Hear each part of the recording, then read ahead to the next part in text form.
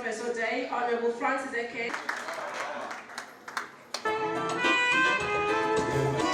PDP, not the only party. Every other not so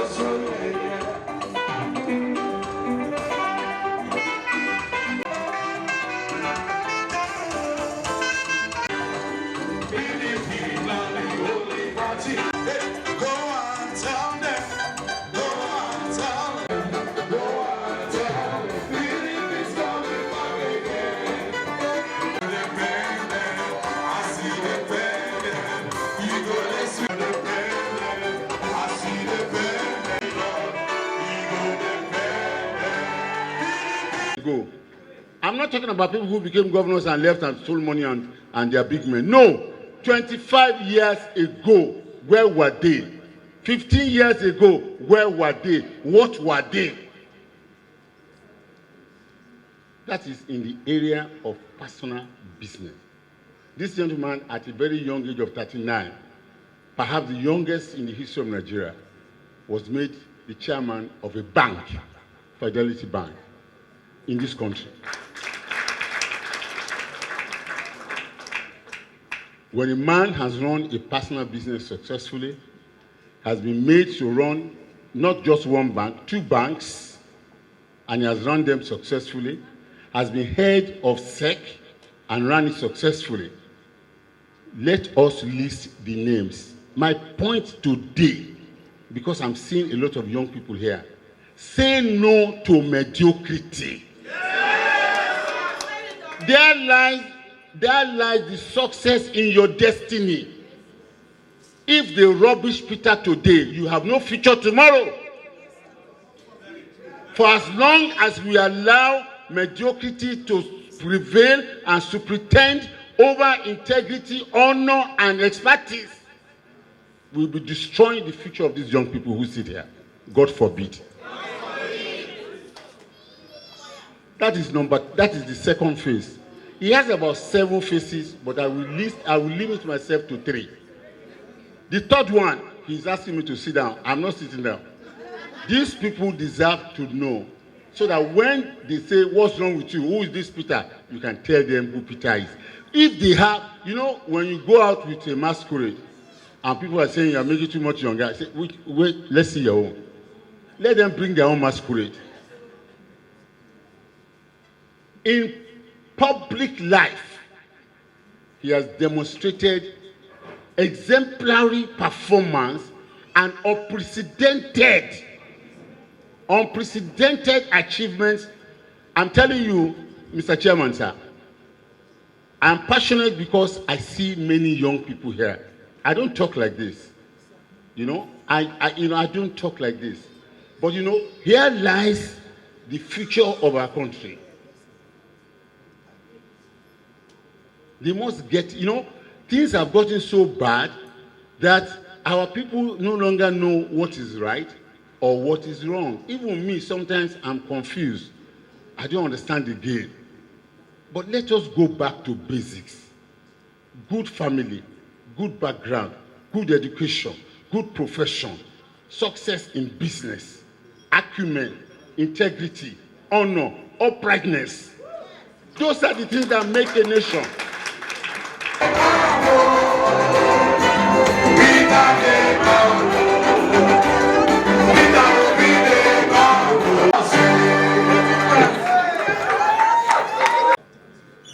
So as the ship was going under, there were still pieces dancing upstairs, but the place is finished. So by the time he came, so it's good to see you celebrate and everything. Chairman, I thank you for the warm reception, the warm welcome with your team, and I thank all of you, delegates and non-delegates, for the opportunity and the way I've been welcomed here and everything. But also, please, your country, when I say it's failed, people say to me, how? The reality is that when a country is no longer in control of its territory and is no longer in control of its economy, it can be classified as a failed country. Today, the only thing you hear about Nigeria is bad news. Nobody ever hears good news about Nigeria. It is one bad news or the other. If you wake up in the morning, if they're not killing people here, it is kidnapping here, it is criminality here, it is one bad news or the other.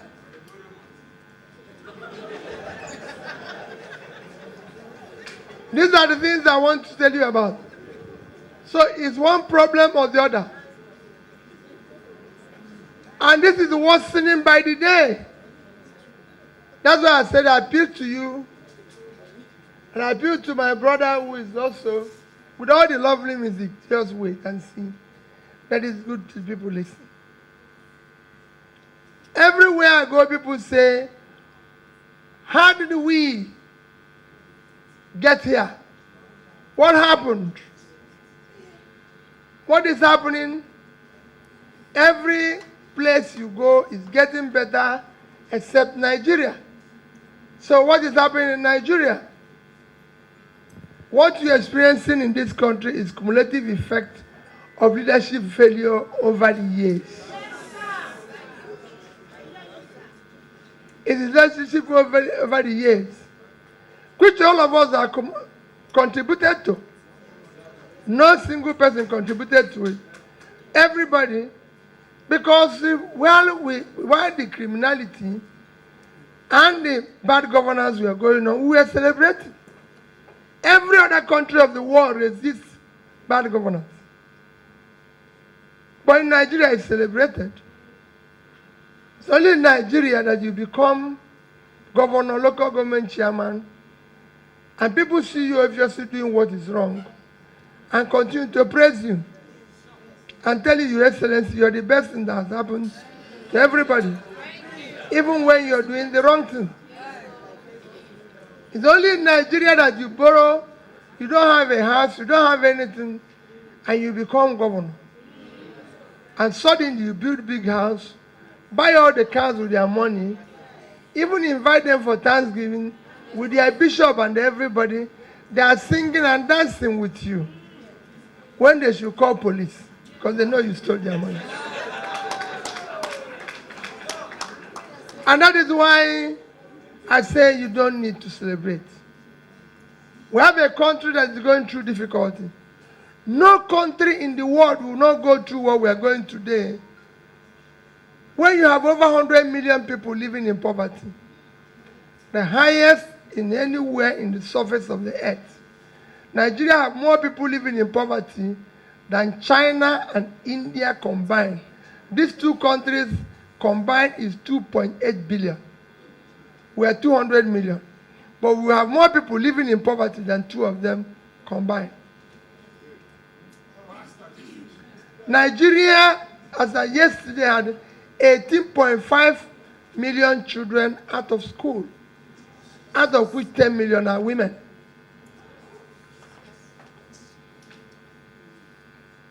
The list is long. Nigeria has the highest unemployment today that is known in the surface of the world.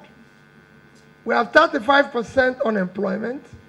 When combined with underemployment, it's about 55 to 60%, out of which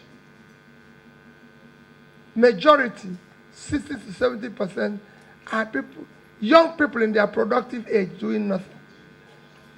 At an age that is very critical for human beings to do something, Nigerians are idle.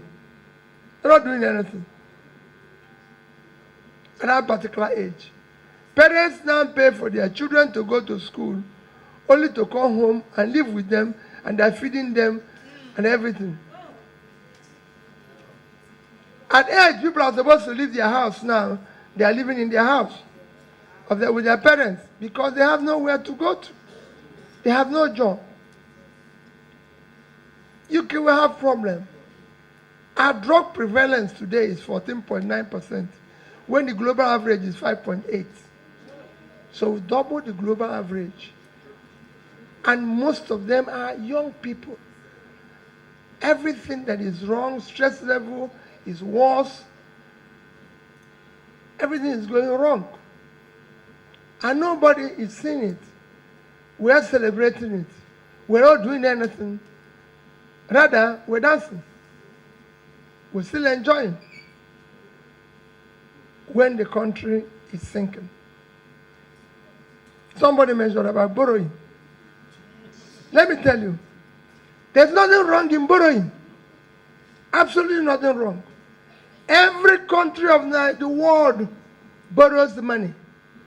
Every country of the world borrows money. Every country. America is the biggest economy in the world. America owes almost 100% of her GDP as debt. China is the second biggest economy. It owes over 50% of her GDP as debt. Number 3 is Japan. Japan owes 230% of her GDP as debt. 230%. So as so many other countries, even Singapore that we celebrate owes 120% of the GDP. So if Singapore has 1 naira, they owe 120, 1.1 naira, 20 kobo. Norway, that has the biggest sovereign wealth fund of 1.4 trillion, still owe 50% of its GDP. What is wrong in borrowing is when you borrow for consumption. If you borrow for production, it helps your economy. And because we talked about borrowing, I will show you where borrowing has worked. Several countries of the world where borrowing has worked. It hasn't worked here because you borrowed for consumption. The consequence today is that Nigeria is spending 90% of its revenue to service debt. When the average revenue you need to service debt should not be more than 25% of your revenue. But Nigeria, because you borrow for consumption, it's like a human being. If you go to bank today and borrow money, in order to do and farm, do agriculture, do industry, do everything, you'll be able to pay back. But if you borrow it for burial, you will not pay back. You have a problem. If you borrow it for birthday party, you have a problem. If you borrow it for wine carrying, you have a problem.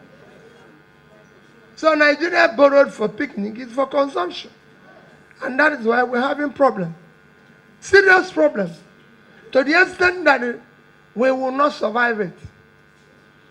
It is that bad. If you borrow it for production, it will be different. The first loan we borrowed was in 1964. When we borrowed money under Tafa Belawa, he borrowed $82 million to build Kainji Dam to generate 760 megawatts of electricity. 1964, September 64. If you read the letter of the borrowing, he said, I'm borrowing to build this facility in order to create an economic development of my country. And the World Bank replied him and said, we are supporting you because what you are doing will go a long way in development of your country. 58 years after, Kainji Dam is still standing. The one we borrowed today, where is the Kainji Dam? Because it was borrowed for consumption. When Obasanjo left the government, his borrowing was every money we owed when Obasanjo left government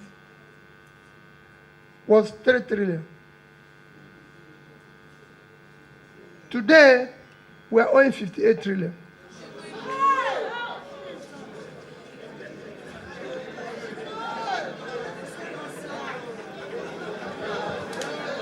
Let me tell you a story. Let me tell you a story. Let me tell you a story. A story that ordinarily I don't want to tell, but I have to tell it to you. Because it's in Calabar. Cross River State used to own, I used to be in financial industry. All my life, I'm a trader. That's what I do. I'm a trader. And a finance person, and I have created wealth. All my life, I followed finance. In this state used to own a bank called Cooperative Bank. which is closed down now. In 1990 or 1991, the biggest debtor in Cooperative Bank, who actually maybe his debt brought down Cooperative Bank, was given a doctorate degree by University of Calabar. That is Nigeria. And I'll stop it there. That is Nigeria. We're celebrating the wrong thing here. And it's time to tell you people, the young people who are following us politicians, you're hurting your future. Has nothing to do with any of us. This is a criminalized place. Unless you fight and take back your country, you're finished. Because we're all gone. We'll lead the better part of our life. I'm not looking for anything today. I have young ones like you who have left university and are working in their 30 and 29. So the young ones, take back your country. If you don't, it will consume you. There's nothing wrong in borrowing. But when you borrow for consumption, you're finished. Nigeria have borrowed for consumption. So today, the money Tafa Balawa borrowed in 1964, if you put it at value of money today, it's just about $1 billion. That is the value today. But today we are owing $120 billion. That's what the $58 million is. $120 billion. Imagine if Tafa Balawa, who built it then, I was able to generate about 1,000 megawatts of electricity. That we use one third of what we are owing today to generate the same power, we would have had 40,000 megawatts. Our country is generating only 4,000 megawatts of electricity. 4,000. For a country of 200 million people, 200 million, they are generating only 4,000. And it's supposed to be the biggest economy in Africa. The second biggest economy in Africa is South Africa. A population of 60 million, they are generating 54,000 megawatts. 50,000 more than the giant is generating and distributing. The third biggest economy is Egypt, 103 million, and they're generating 55,000 megawatts, 51,000 more than the giant is generating. What is even more? Egypt doubled their own power generation between 2015 and 2021 by spending just about $10 billion, which is below 10% of what we are owing today. But we are the giants. Everybody is dancing. My dear people, it will shock you. If I'm giving somebody, I'm giving a free hand, nobody will dance in this country for 5 years. The party is over. We must get serious. We must be a country. Because no, we're not getting there. Things are not moving. The consequence, like I said, is that we spend every money we earn now for debt servicing. First 5 months of last year, total earning of Nigeria as a country was 1,847 billion naira. We used 1,802 to service debt, 98%. Nothing was remaining. And we are dancing.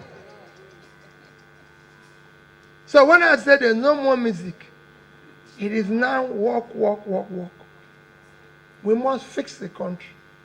We must make the country work.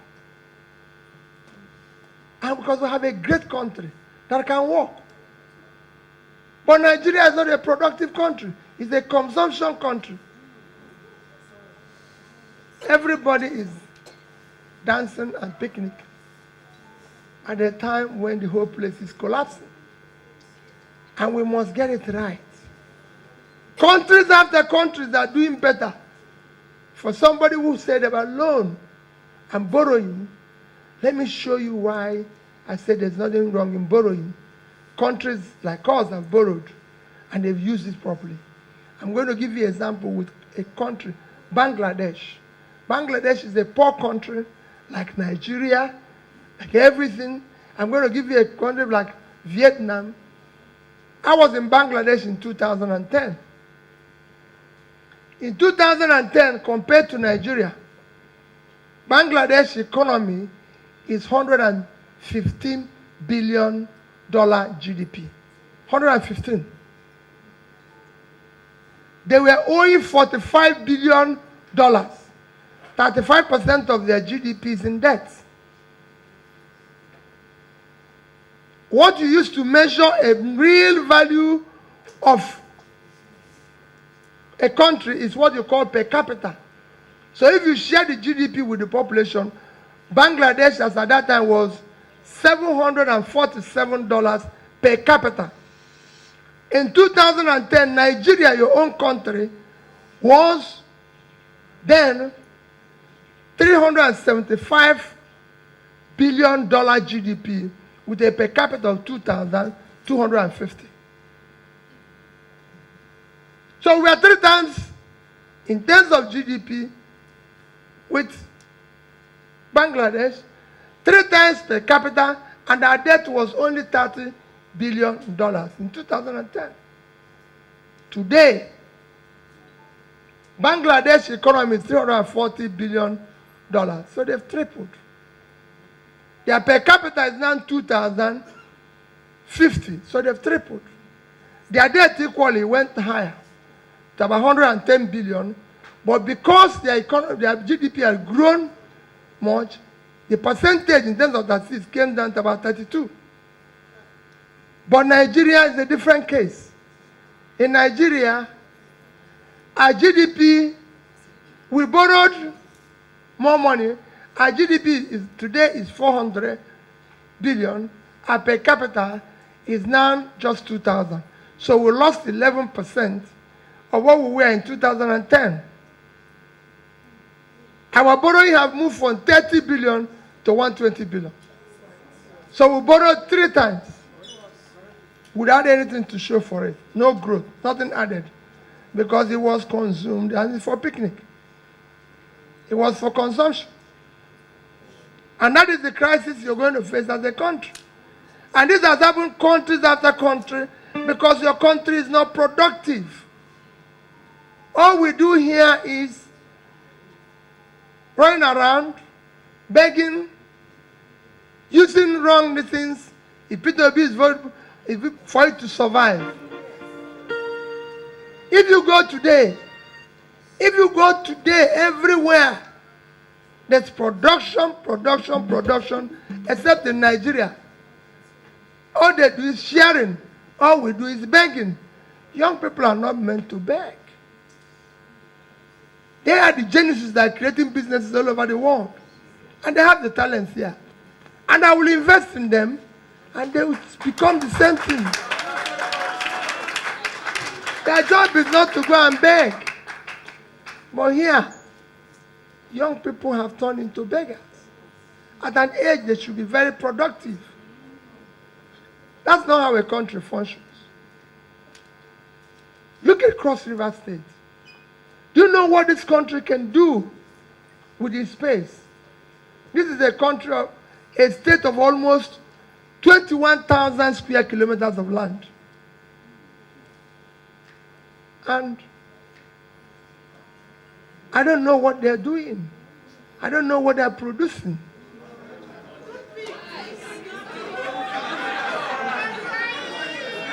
No, I want you to listen to me.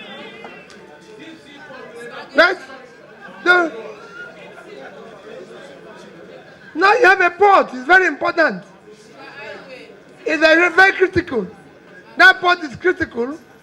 You have everything, but the challenge is a crisis upon crisis. Nigeria is a country of 200 million people. Just to show you how bad it is. Let me compare Nigeria with Vietnam. Another country with huge population. Vietnam is a country of 100 million people. Nigeria resides on a square size of Nigeria is 900 and something thousand square kilometers.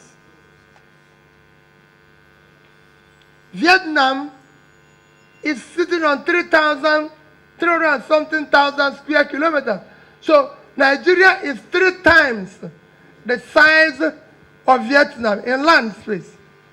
In population, we are twice. But the total export of Nigeria, including the so-called oil that we celebrate, is just about 25 maximum to $30 billion a year. Vietnam, with a third of our land, half of our population, total export is $280 billion. So they export $250 billion more than we export. And this is what they produce locally. And we're celebrating. And what they're exporting is not something that we cannot do here. Vietnam exported last year clothing, just garments, worth of $32 billion. They exported shoes, footwear, $20-something billion. These are things we can do. They're not listen. I gave you an example of Bangladesh before. They exported $36 billion worth of textiles. I go to every state. I'm very sorry.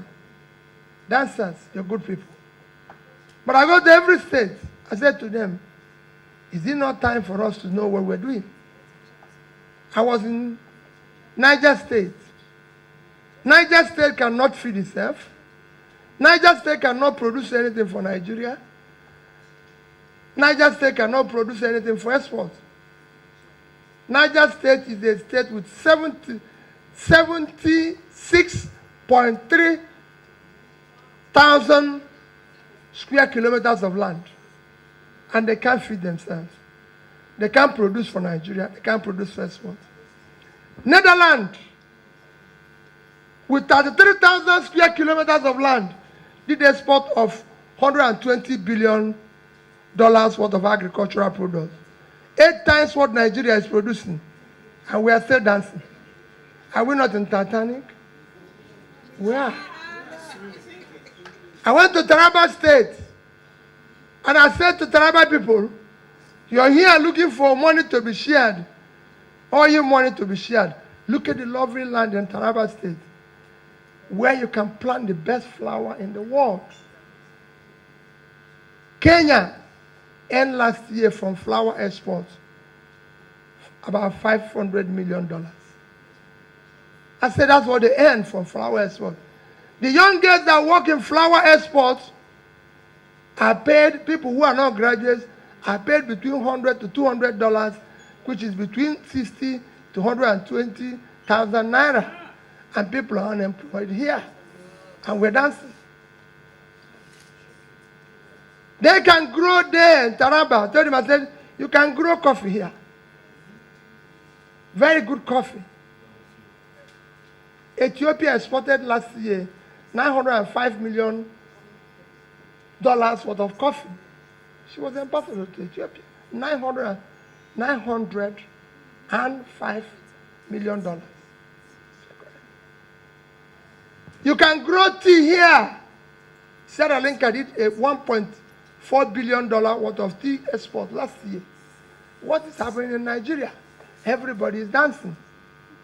That's why I said it's time to shut down dancing. Let's face reality and get this country to work. We can't continue this way. It is a country. So we are living on a land. All we do is to share. All we do here is to share the oil money. That sharing must stop. Oil is not the best. Oil has not saved Venezuela. Venezuela have 10 times more oil than Nigeria. And it's a collapsed country. In America, where people talk about oil, in America, Texas is not the richest state in America. It's not number 1. It's not number 2. It's not number 3. It's number 4. The richest state in America is California with 3.3 trillion economy, 8 times Nigerian economy. All they do is the agriculture knowledge. That is where Nigeria should be. The same thing would have been happening in Cross River State. Cross River State is one place that would have been a Singapore of Nigeria. You know the only thing Singapore do? Do you know what Singapore do? What? Eh? No. The only thing Singapore offers the world is service. Service. If you go there, they serve you well. They're very caring people. People are very caring people. But you have not turned it into an asset. I can tell you that because I can say it comfortably because I can say my wife was born and brought up here. She's a Akwa, but she lived all her life here. And I can tell anybody anything. It would be difficult for me to ask that to go because she's a very caring person. Life is about caring. She's servicing. This is where people should have been coming for tourism, holidays, everything. But they're not coming. They are not coming because you have not invested in the right way. You're not doing the right thing. Tourism, Morocco earned from tourism $3 billion last year. Morocco earned $3 billion. My dear people, I can go on and on and on today. We have so many places to go. Let me tell you, please, it is time. I know delegates that are here. People are going to give you people money. All the candidates, all the aspirants are going to come here and tell you a story. Most of them, chairman, will come with deep pockets. We are not the same. Some are in government, some are there. And the young ones, people are going to come to celebrate you people, be happy and everything. Anybody who gives you money, please take.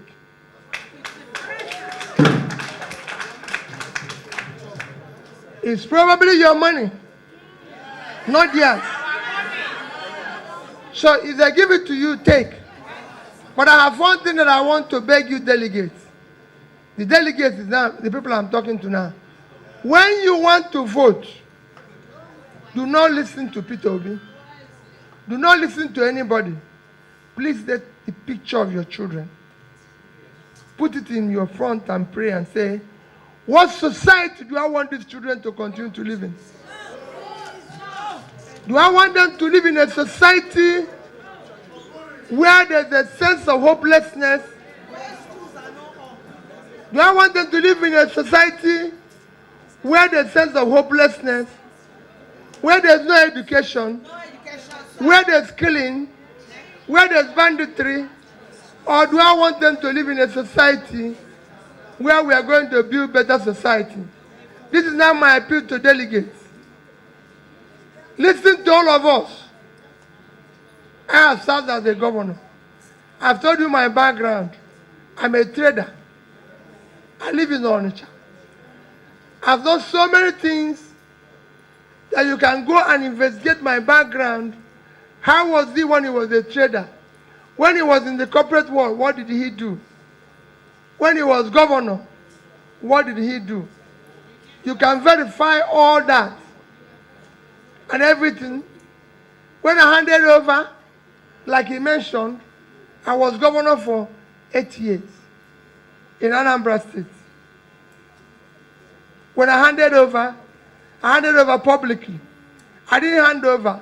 And when people say I saved money, You can go and verify, and I can say it. Only your former governor supported me. Go and read Ngozi Wala's book, Fighting Corruption is Dangerous. He talked about savings there. How all the 36 governors refused that Nigeria should save money. And he said it there. Only PDP who are good for saving was shouted down by his colleague. The only person who supported me, and later someone else, was Lely Moki, who said, listening to Peter, I think he was saying the right thing. The rest said, let's share the money. That's what we're suffering today.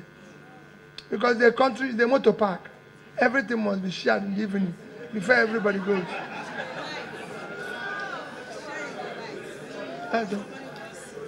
The motor park.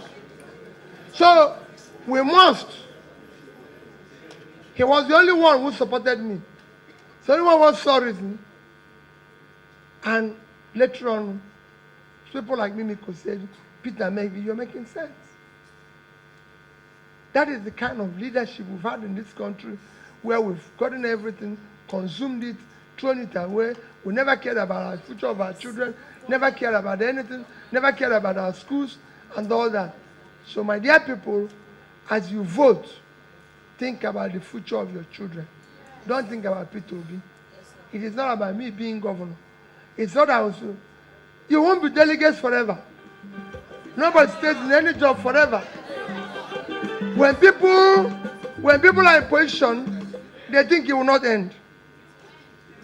It will end. I live in Onitsha today. And I tell people when I was governor, I can't finish being governor and live outside the state and governor. I live in Onitsha. I now live where I don't go out with police. I don't go out with anybody. So people, you're not in a position. I was in a position before that if I come in, 20 people will stand up for you to sit down. Today, if you come in, you'll be lucky to stand up. Because it's changed. So it's important. It is important that you use your powers today to do the right thing. I live in that.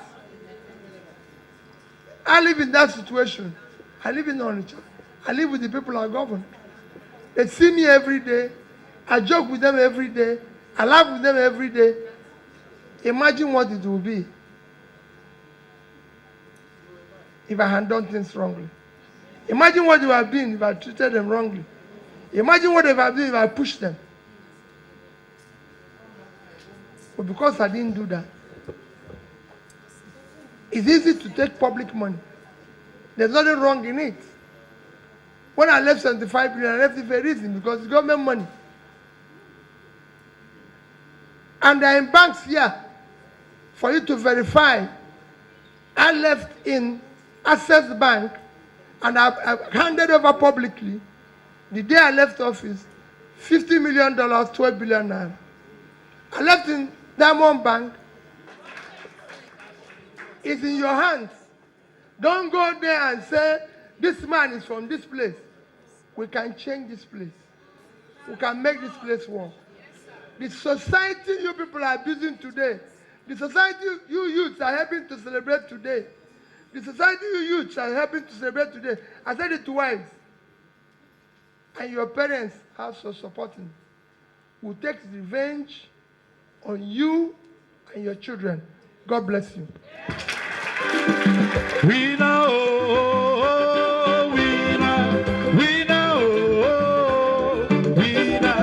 Peter, you don't, we know, 23, you go be our president, we know, we know,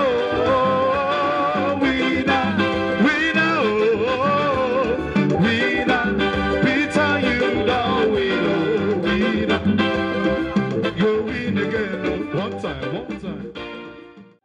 PDP, Your Excellency, Mr. Peter B., I wouldn't be welcoming our visitors any longer. I will be thanking them for coming. You can see, I think I'm feeling or looking more sober than when we started, because I think His Excellency has said we should stop the dancing and the partying. The statistics are grim and very sobering. So coming has made us happy. But your speech also is making us quite sad. We grew up as a generation always hearing that it will be better until we have become old. And things are not getting better. We pray, like you have said, that the generation coming up would do something serious to change this narrative. I have heard your fame in your performance. I've had very little personal contact with Mr. Peter Obi, indeed, who is simply known in Nigeria as Peter Obi.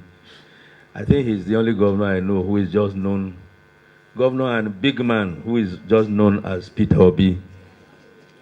I am on Twitter, and I know how much he's being celebrated. And when I hear stories of his performance, I marvel. When I see his simplicity, I am overwhelmed. I remember the first contact I made with him was during my friend and brother Olisametu's mother's burial. His Excellency walked in wearing a short-sleeved shirt, and we almost knocked each other as well, scrambling in to the premises. And then when Olisa came to me and said he was introducing His Excellency to me, I was almost speechless. And you know, that's not something that happens to me very often. PDP, that was my first and only contact. And today I was privileged to ride with him to Calabar because he insisted, when they called yesterday to say he was coming, I said, unfortunately, I'm in Abuja. We're privileged that he decided to carry us along to be part of this occasion. I thank you, Your Excellency.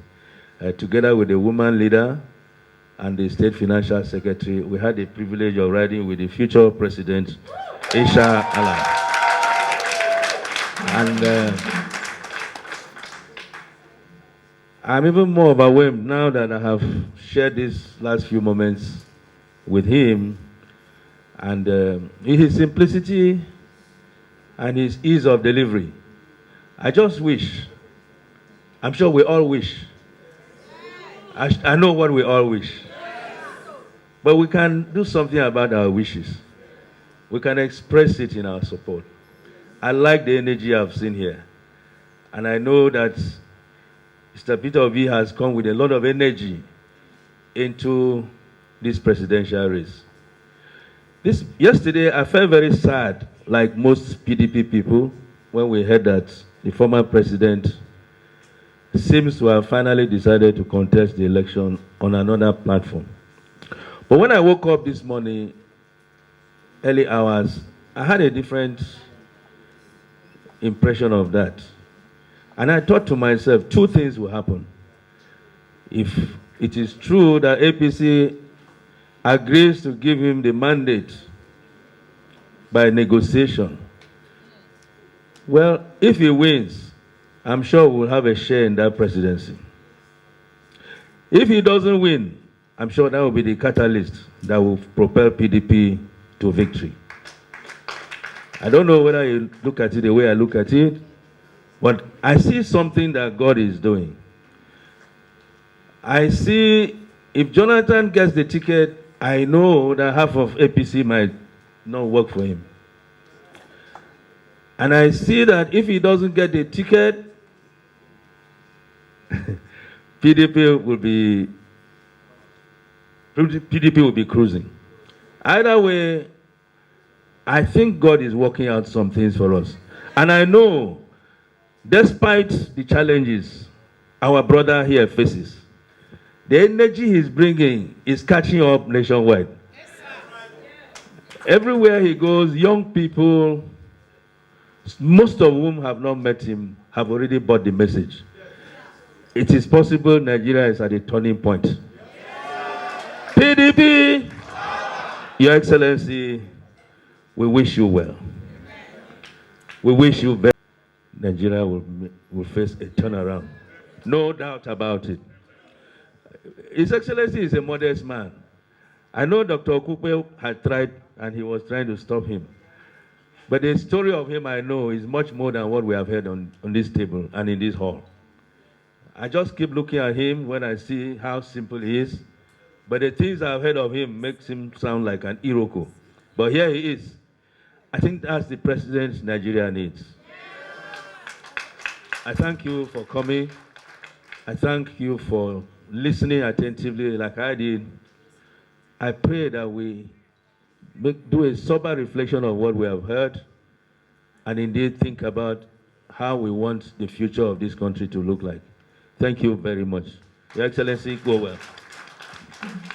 Thanks for checking out SYMFONI on YouTube. Please be sure to subscribe and like our videos for updates.